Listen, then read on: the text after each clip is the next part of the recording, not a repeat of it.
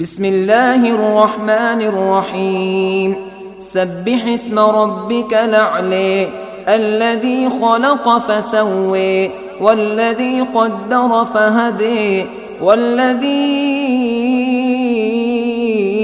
أخرج المرعى فجعله غثاء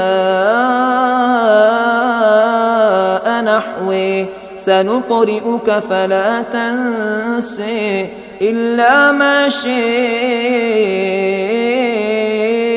الله إنه يعلم الجهر وما يخفى ونيسرك لليسر فذكر إن نفعت الذكر سيذكر من يخشى ويتجنبها الأشقى الذي يصلى النار الكبرى ثم لا يموت فيها ولا يحيى قد أفلح من تزكى وذكر اسم ربه فصلى